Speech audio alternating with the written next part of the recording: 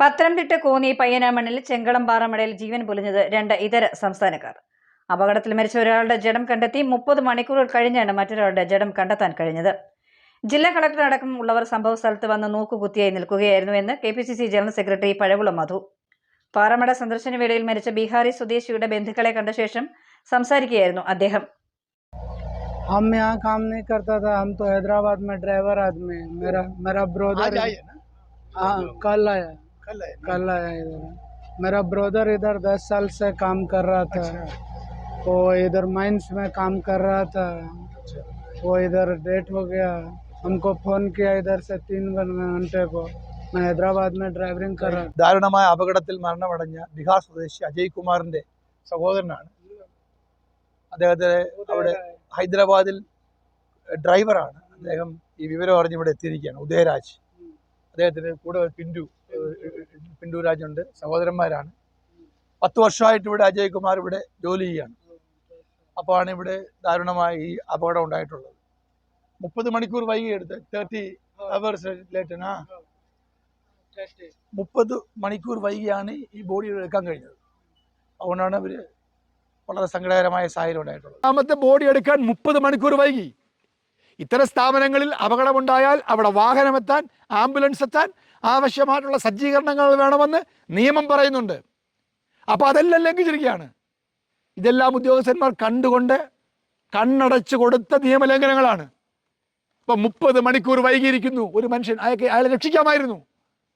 കോട്ടയത്ത് നമ്മുടെ മന്ത്രിമാർ, ആരോഗ്യമന്ത്രിയും സഹകരണ മന്ത്രിയും കാണിച്ച അഹങ്കാരത്തിൻ്റെ പേരിൽ ബിന്ദു എന്ന് പറയുന്ന സാധു സ്ത്രീ മരണമടഞ്ഞ പോലെ കെടുകാര്യസ്ഥതയുടെ ഒരു ഉദാഹരണമാണിതും.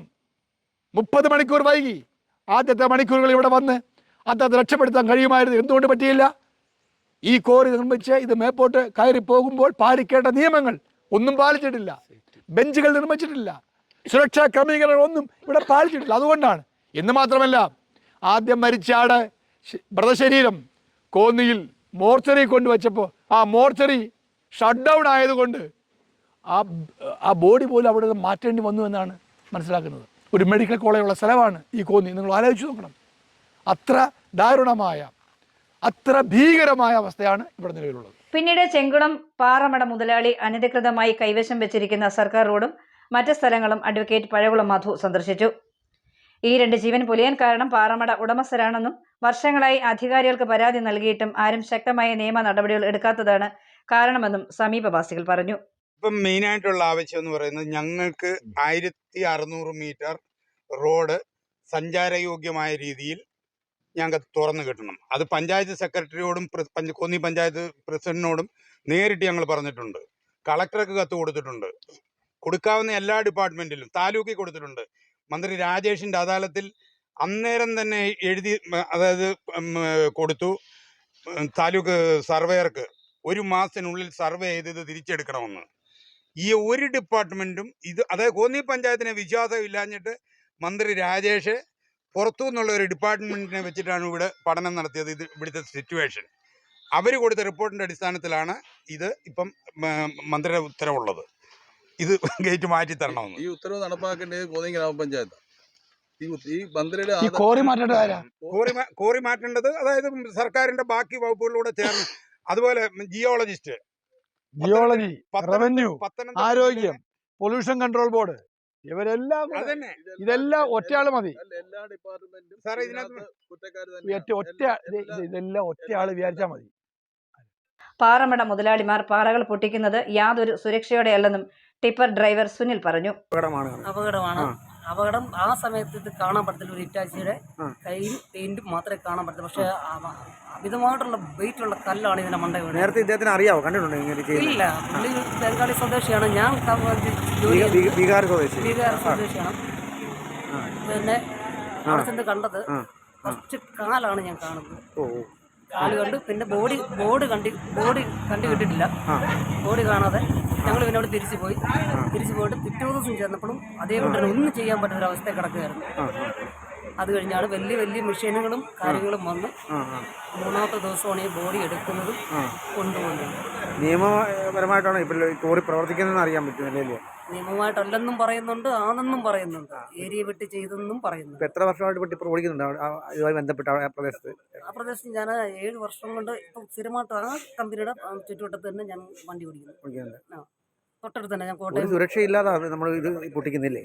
സുരക്ഷയില്ലാതാ ചെയ്യുന്നത്. ഓ അതിന് വേണ്ടപ്പെട്ട ആൾക്കാർ വേണം, അതിനുള്ള സൈറ്റ് സൂപ്പർവൈസർ വേണം, ആ സേഫ്റ്റിയുടെ ആൾ വേണം, ആ അങ്ങനെയൊക്കെയാണ് ചെയ്യേണ്ടത്. ഒന്നുമില്ല. ഇപ്പം ഞാൻ ചെയ്തുകൊണ്ടിരിക്കുന്ന ജോലി കോന്നി മെഡിക്കൽ കോളേജിലാണ് ആ ഈ വണ്ടി ഓടിച്ചുകൊണ്ടിരിക്കുന്നത്. ആ ആ അപ്പോൾ അതിനകത്ത് സുരക്ഷയായിട്ടുള്ള ആൾക്കാരെ നിയമിക്കുക, ആ അതാണ് അതിൻ്റെ സത്യമായിട്ടുള്ള കാര്യം. ഇവിടെ സുരക്ഷ ഒന്നും ഇല്ലാതെ പൊട്ടിക്കുന്നത്? ആയിരിക്കണമല്ലോ, അല്ലെ പിന്നെ ഇങ്ങനെ ചെയ്യത്തില്ലല്ലോ. ആ ചുറ്റിനും വൻമതിലുകൾ തീർത്ത് രാഷ്ട്രീയ സ്വാധീനവും ഭരണപക്ഷ പിന്തുണയോടെ ഇത്തരത്തിൽ നിരവധി ക്വാറികൾ അനധികൃതമായി പ്രവർത്തിക്കുന്നുണ്ടെന്നും ഇതിനെതിരെ ശക്തമായി കോൺഗ്രസ് നിലപാട് എടുക്കുമെന്നും KPCC ജനറൽ സെക്രട്ടറി പഴകുളം മധു ജനങ്ങൾക്ക് ഉറപ്പു നൽകി. ഒരു ഭയാനകമായ അന്തരീക്ഷമാണ് ഇവിടെ നിലനിൽക്കുന്നത്. ഇവിടെ ജീവിക്കുന്ന മനുഷ്യർ ആരെ വിശ്വസിച്ച് ജീവിക്കും?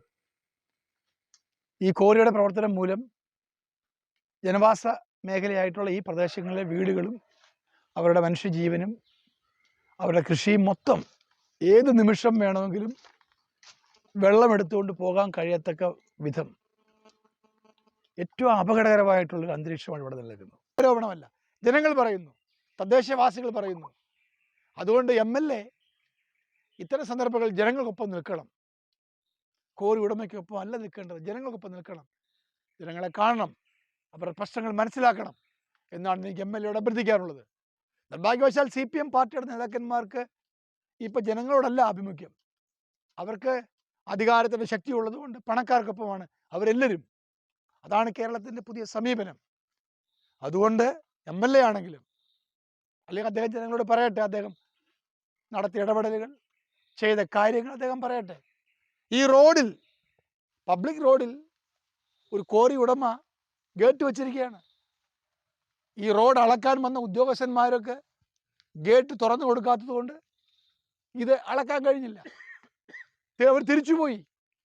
തിരിച്ചു പോകരുത്, അളക്കണം എന്ന് പറഞ്ഞ് പാവപ്പെട്ട മനുഷ്യർ ഉദ്യോഗസ്ഥന്മാരെ തടഞ്ഞപ്പോൾ തടഞ്ഞതിനെതിരെ കേസ്, റോഡ് കയ്യേറിയതിനെതിരെ കേസില്ല. ഇതെന്ത് മര്യാദയാണ് ഇത്? എന്ത് കാട്ടുനീതിയാണ് ഇത്? ഏത് ലോകത്താണ് നമ്മൾ ജീവിക്കുന്നത്? പത്തനംതിട്ട ജില്ലയിലെ കോന്നിയിലാണ്. കോന്നിയിലെ ജനങ്ങൾ, സാധുക്കളായിട്ടുള്ള മനുഷ്യർ അനുഭവിക്കുന്ന ഈ ദുരവസ്ഥ അധികാരികൾ കണ്ണു തുറന്ന് കാണണം. ഇവിടെ ഭരിക്കുന്ന രാഷ്ട്രീയ നേതാക്കന്മാർ കണ്ണു തുറന്ന് കാണണം. നിങ്ങളുടെ ബാധ്യത, കടപ്പാട് ആരോടാണ്? വോട്ട് ചെയ്ത ഈ പാവം ജനങ്ങളോടോ അതോ ഇവിടെ ഗേറ്റിട്ട് ഇതെല്ലാം കൈവശപ്പെടുത്തിക്കൊണ്ട് പോകുന്ന കോറി ഉടമയോടോ? അതാണ് അറിയാൻ. തീർച്ചയായിട്ടും ഞാൻ ഈ കാര്യങ്ങൾ ജില്ലാ കളക്ടറോടും ജിയോളജി വകുപ്പ് ഉദ്യോഗസ്ഥന്മാരോടും പഞ്ചായത്ത് അധികൃതരോടും എല്ലാം ഞാൻ സംസാരിക്കുന്നതാണ്.